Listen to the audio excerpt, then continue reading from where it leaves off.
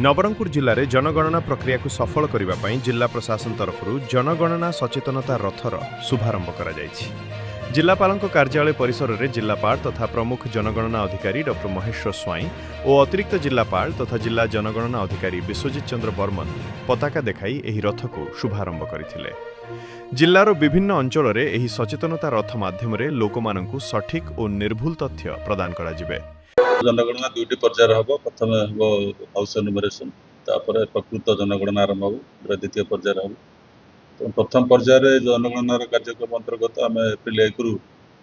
15 तारीख पर्यंत आम जो सेल्फ एनुमरेशन स्वगणना से संपन्न हो गतकाली पाखु आम प्रकृत जो हाउस नंबरिंग जो हाउस एनुमरेशन जो गोटे प्रथम पर्याय क्रमे जो चलो हाउस नंबरिंग से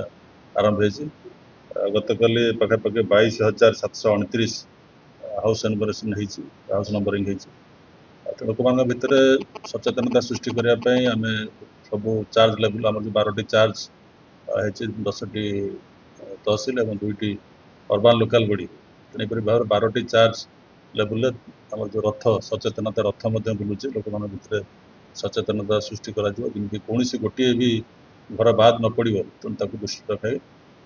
10टी तहसिल और 2टी अर्बान लोकाल बॉडी सचेतनता रथ खोलिबा कार्यक्रम संपन्न होइछि। एही अवसर में अतिरिक्त जिलापाल तपन कुमार खुंटिया, जिला शिक्षा अधिकारी छत्रपति साहू, जिला सूचना और लोक संपर्क अधिकारी मनोज बेहेरा समेत गणमाध्यम प्रतिनिधि माने उपस्थित थिले।